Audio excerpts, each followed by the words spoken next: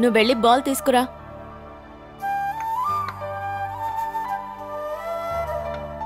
Ball వాడికివ్వు. మీరు cricket ఆడతారమ్మా? ఏ నేను ఆడకూడదా? ఇది బాగుంది. నేనేమీ మీ అమ్మగా ఆకాశం నుంచి ఊడి పడలేదు. మీ వయసుని దాటే నేను వచ్చాను. నువ్వు వెళ్ళి బాల్ ఇచ్చేయి.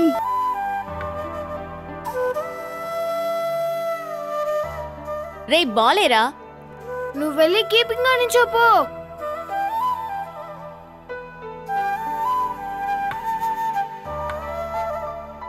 అరే వేయరా. ఏ వెయ్యిరా.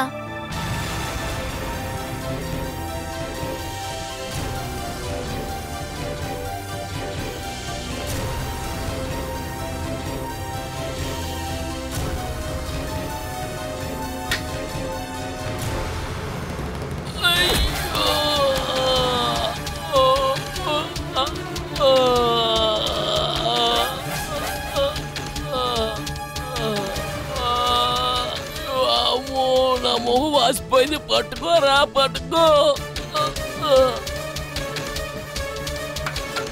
నా మొహం వాసిపోయింది. భగవంతుడా. అయ్యో అయ్యగారు, దెబ్బ తలిగి రక్తం గద్దగట్టింది. అయ్యో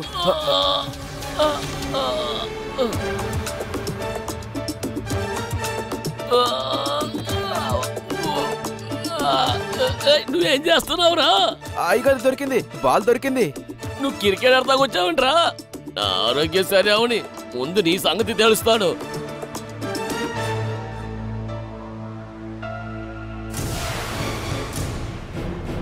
చూసింది చాలు, ముందు నన్ను దింపురా. జాగ్రత్త.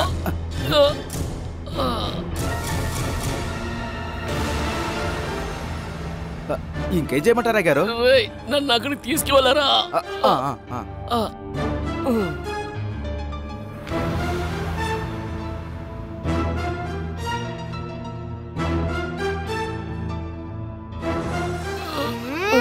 వద్దు, నన్నేం చెయ్యొద్దు బాలా. ఈ ఇల్లు నీకు అద్దెకిచ్చిన తర్వాత 4 సార్లు నాకు ప్రాణగండి తప్పింది. 4 నెలల క్రితం నేను ఆరోగ్యమైన మనిషిగా ఉండేవాడిని. ఇప్పుడు నా పరిస్థితి ఏంటో తెలుసా? దిక్కులు చూడకుండా లేపి చూపించరా. పంచి కాదురా, షర్టు. అదా?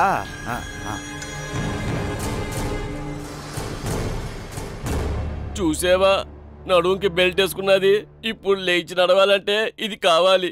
దింపరా. కుక్కకి గొంతు బెల్టు, కోతికి నడుం బెల్టు, ఇంక రెండింటికి బెల్ట్ వేసుకున్న ఒకే ఒక జీవి మా అయ్యగారే. ముందుగా వీడు స్టార్ట్ చేశాడు. మీ ఆయన నా మెడ ఎరగొట్టాడు. ఆటో వాడు నా చెయ్యి ఎరగొట్టాడు. మీ ఆయన వాళ్ళ అన్నయ్య ఇంకొక చెయ్యి ఎరగొట్టాడు.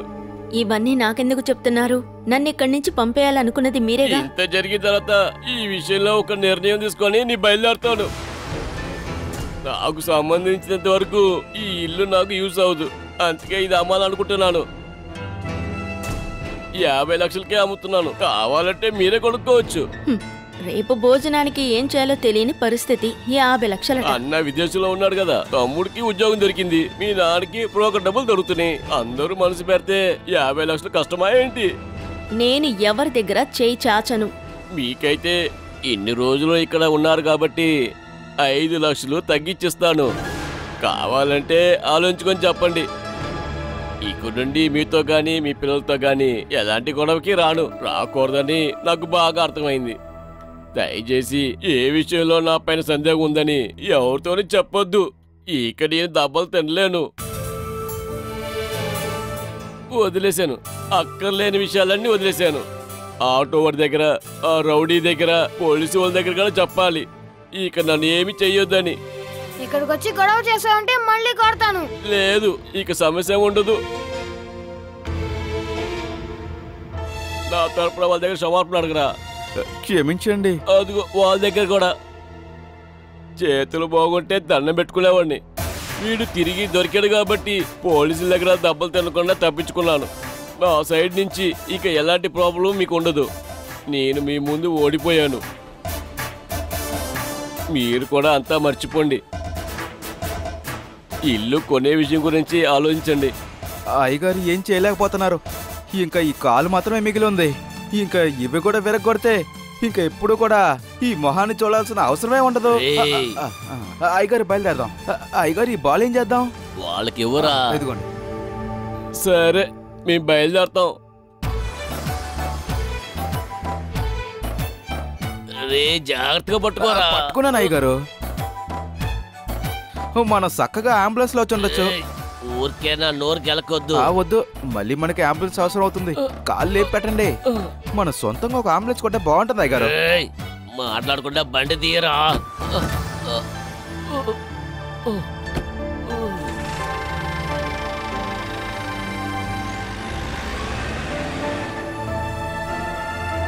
పాపం కదమ్మా.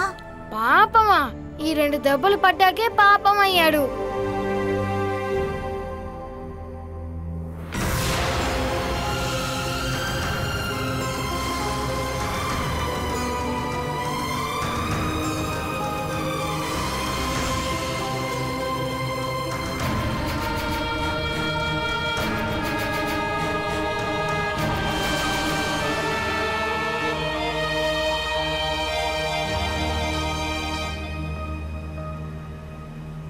నేనేమనుకున్నానంటే వాళ్ళని ఇంట్లో నుంచి గెంటేస్తారని. వాళ్ళు ఒక్కసారే గెట్టాలి. అంత కావాల్సిన అన్ని ఏర్పాట్లు చేసే మళ్ళీ మనం రావాలి. బాగుంది, మీకు బుర్రందయ్య గారు. అందరూ అనుకున్నంత ఏం కాదు. ఆ పిల్లలను తీసుకొని ఇక్కడి నుంచి ఏడ్చుకుంటా వెళ్ళిపోయే ప్లాన్. ఆ ప్లాన్తో మనం మళ్ళీ తిరిగి వస్తాం.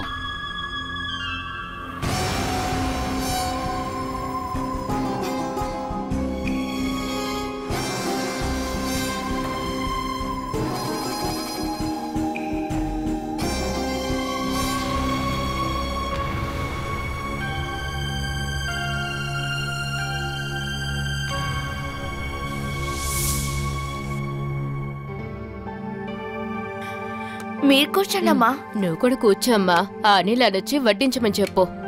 వద్దమ్మా, ఒకవేళ అనిలాగని పిలిస్తే సతీష్ బాబు కూడా అయితే వస్తారు. నువ్వు కూర్చో, నేను వడ్డిస్తాను. ముందు మీరు మా గెస్ట్ మీరు తినండి. నువ్వు వెళ్ళి నాన్నని పిలు. మనం తిన తర్వాతే పిలవచ్చు కదా. ఇప్పుడు మనం నాన్నను కలుపుకోవాలి, ఎందుకంటే మనకు ఆయనతో పనుంది కాబట్టి.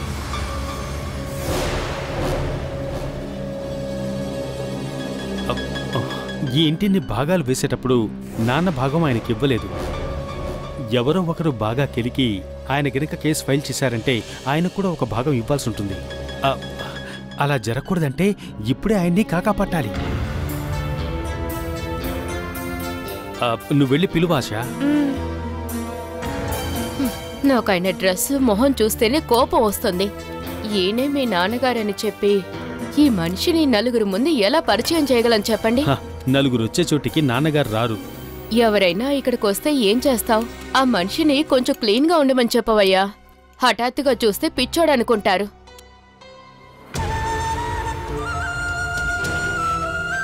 మీరు కూర్చోండి మావయ్య. ఆయన మొహం చూస్తేనే తెలుస్తుంది ఆకలిగా ఉన్నారని. కూర్చొని తినండి. ఎందుకు నాన్న నిలబడ్డారు? కూర్చోండి. కూర్చోండి మావయ్య.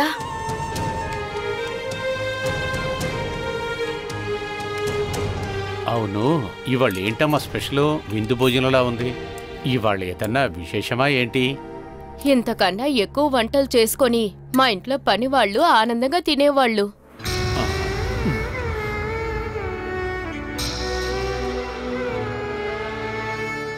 నాకైతే ఇక్కడికి వచ్చాకే తెలిసింది మీకు తిండికి ఎంత కరువు ఉందా అని.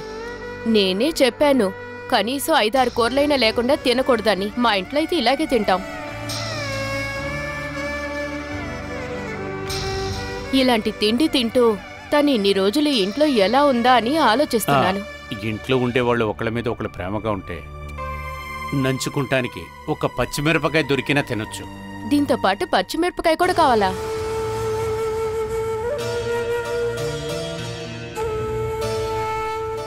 అమ్మ ఏదో ఒకటి అంటూ ఉంటుంది.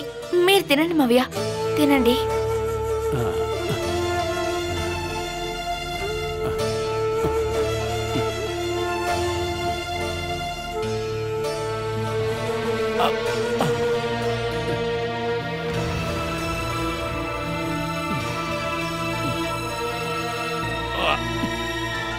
ఆగండి, మీరెందుకు లేచి వెళ్తున్నారు? నా కడుపు నిండిపోయింది, నాకొద్దు. అరే పెద్ద శరీరం కాబట్టి ఆకలి ఉండదు. అమ్మా, ఈ కూర కొంచెం వేయమ్మా. చాలా రోజులైందిరా నోటికి రుచిగా ఇటువంటి కూర తిని.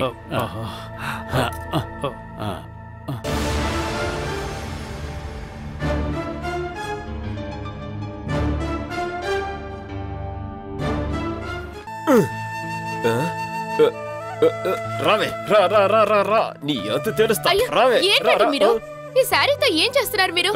ఎండలు ఎక్కువయ్యేసరికే దోమలు ఎక్కువైపోయినాయి. అవన్నీ కూడా నన్ను కుట్టడానికి వస్తున్నాయి. రక్తం ఉన్న చోట కుడితేనే కదా ప్రయోజనం. నేనెంత కష్టపడి పని కూడా పోకుండా నా రక్తాన్ని కాపాడుకుంటున్నానో ఈ దోమలకు తెలుసా? ఏమే, నువ్వు వెళ్ళి భోజనం రెడీ చేయి, ఆ పనైనా పూర్తి చేద్దాం. ఏమండి, అక్కడ ఆశ వాళ్ళ అమ్ముంది. ఉంటే ఏంటే? ఆవిడికి చూపించాలనే ఆశ మావిని కూర్చోపెట్టి కడుపు నిండా భోజనం పెడుతున్నారు. నానా, అయితే అది చూడాల్సిన దృశ్యమే. ఇప్పుడు అక్కడికి వెళ్లకుండా ఉండడమే మంచిది. ఏమే, ఏం కూరలు చేశారో తెలుసుకోవాలిగా. పోవద్దంటే వినండి, వాళ్ళిద్దరూ కలిసి మావయ్యకి పోటీ పడి మరీ పెడుతున్నారు. ఈ టైంలో మనం అక్కడికి వెళ్ళక్కర్లేదండి. నాన్నకే ఆశ పెడుతున్నారంటే దీని వెనక ఏదో పెద్ద ప్లానే ఉండాలి. నాన్న కలుపుకొని మనల్ని ఇక్కడి నుంచి ఎలాగైనా తరమాలనుకుంటున్నారు. అందుకు మావయ్య ఒప్పుకుంటారండి? చూడు, మందు, అమ్మాయి, డబ్బు, తిండి, ఈ నాలుగిట్లో ఏదో ఒకటి వాడి ఎవరినైనా మన వైపు తిప్పుకోవచ్చు. అందులో నేను ముందుగా చెప్పిన 3 నాన్నకు అక్కర్లేదు. మిగిలింది తిండి. తినడానికి గతి లేక రోడ్లో తిరిగి అతన్ని ఇంట్లో కూర్చోపెట్టి ఇష్టమైన తిండి పెడితే అతనికి తిండి పెట్టిన వాళ్ళపైన ప్రేమ చూపిస్తారు. మావయ్య వాళ్ళ తరపునుంటే మనం ఏం చేయగలం? ఏ బాబు వచ్చినా చెరగని నమ్మకం ఒకటి ఉంది, అమ్మా. వాళ్ళు నాన్నను పట్టుకుంటే మనం అమ్మను పట్టుకుందాం. అత్తయ్య గారు ఇక్కడికి రావడం లేదు కదా. చూడవే, ఆశా వాళ్ళ అమ్మాయి ఇక్కడికి వచ్చి సాగిస్తుందని చెప్పగానే అమ్మకు కోపం వచ్చింది. కొంచెం స్ట్రాంగ్ గా చెప్తే చలు పడిపోతారు. అలా పడేయాల్సిన ఐడియాస్ అన్ని నా దగ్గర ఉన్నాయి. సరైన టైం రానివ్వు, మన ఐడియాని వాడడం మొదలు పెడదాం.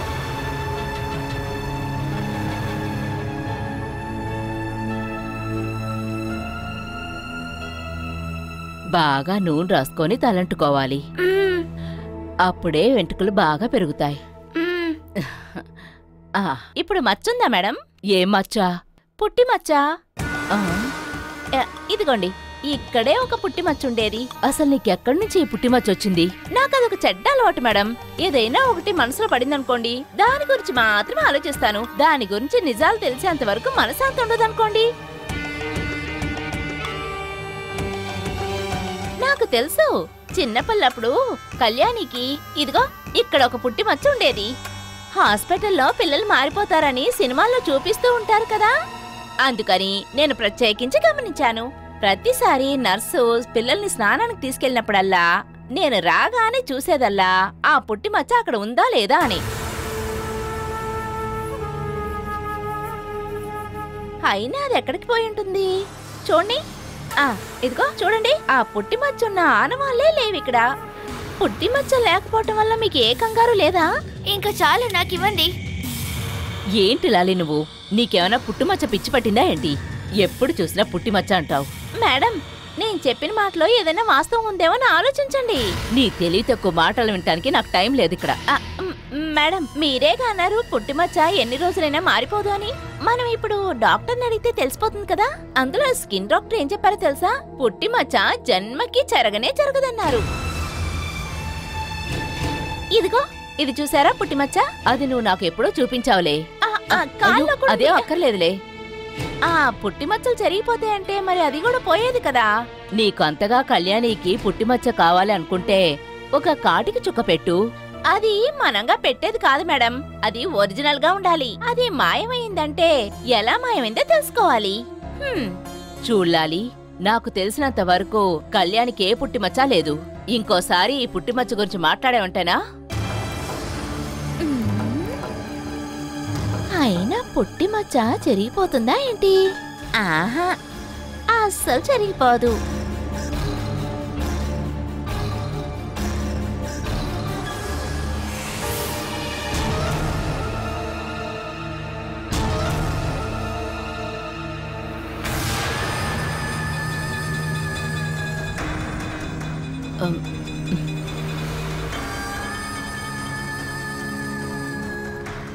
అయినా ఆ పుట్టిమచ్చ అది అలా చెరిగిపోవటానికి అవకాశమే లేదే.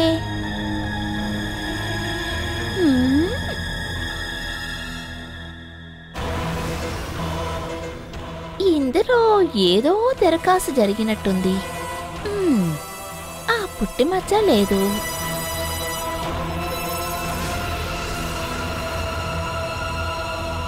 తల నిండా పేలు ఈర్లు. మీ తల్లుంటే నాకొచ్చింది. నా తలలో ఏమీ లేవు. మీ తల్లో ఏమీ లేదని మీరే చెప్పకండి. నోరు ముయ్యవే. ఆ,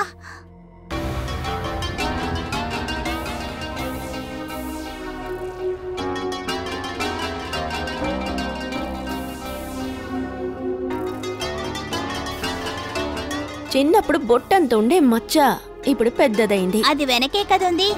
జుట్టు వేసి దాచేస్తే ఎవరికి కనిపించదు.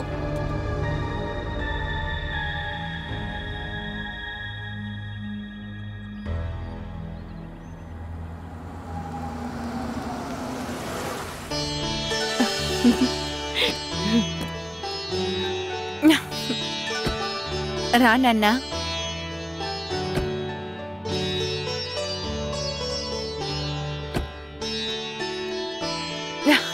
రండి.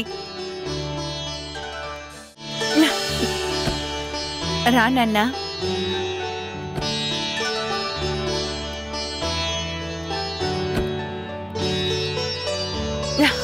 రండి.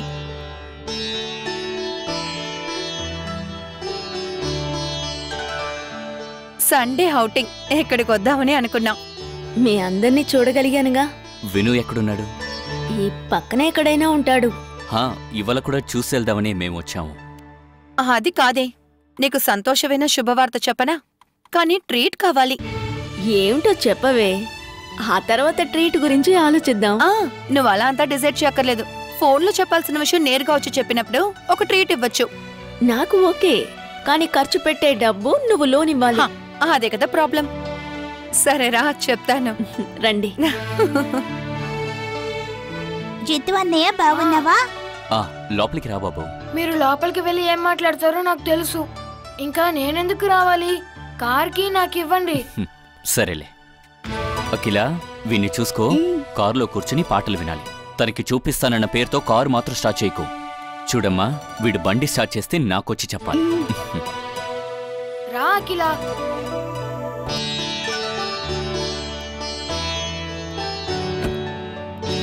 పాట ఎలా ఉంది?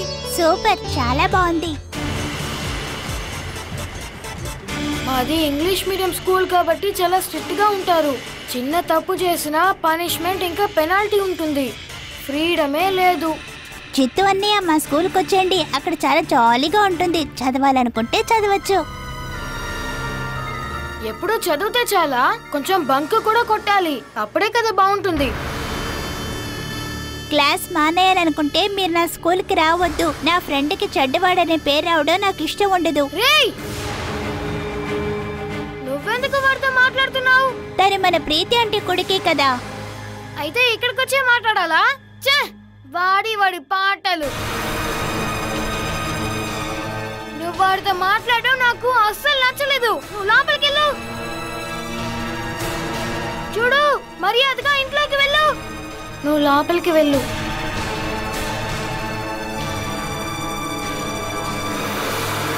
చూడు, ఇంకోసారి కనుక నువ్వు మా అక్కతో మాట్లాడవనుకో, మీ బండి మీద రాయి విసిరి గ్లాస్ విరగొడతాను.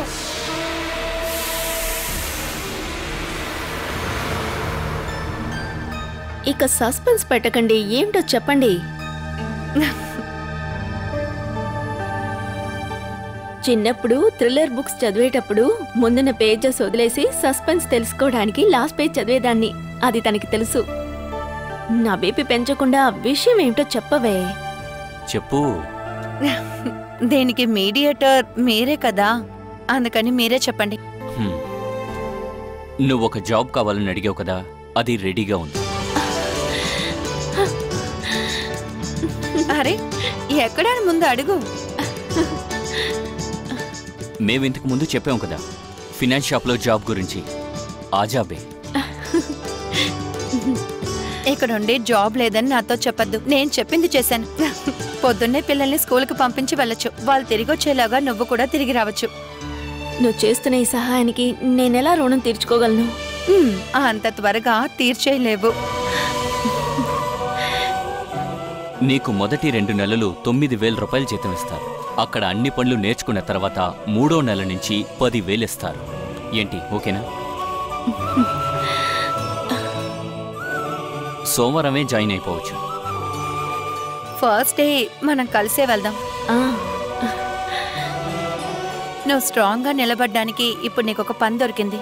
ఇక నువ్వు వెనకడుగు వేయకూడదు, గెలుస్తూనే ఉండాలి.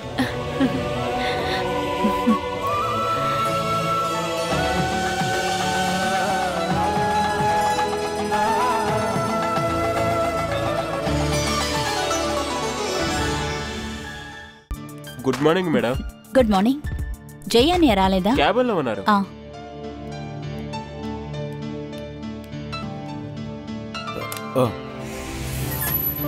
Good morning.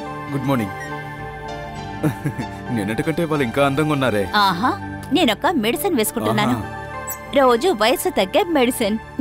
వయసు తగ్గి తగ్గి చివరికి మిమ్మల్ని ఎత్తుకునేంత వచ్చేస్తారా?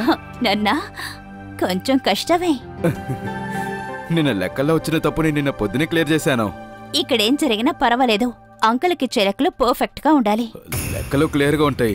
రమేష్ సారు సురేష్ సార్ ఇక్కడికి రానంత వరకు అంతా కరెక్ట్ గానే ఉంటాయి. ఏ ప్రాబ్లం ఉండదు. అలా సమస్య లేకుండా ఉండడానికే కదా నాకు మీ సహాయం కావాల్సి వచ్చింది. దీనికంతా మీకు తోడుగున్నది మా ఇంటి లోను కడతానికే. నాతో ఉన్నంత వరకు అది కరెక్ట్ గా ఉంటుంది. ఒకటి నేను సూరజ్ని పెళ్లి చేసుకుంటాను, లేదంటే కంపెనీని నా సొంతం చేసుకుంటాను.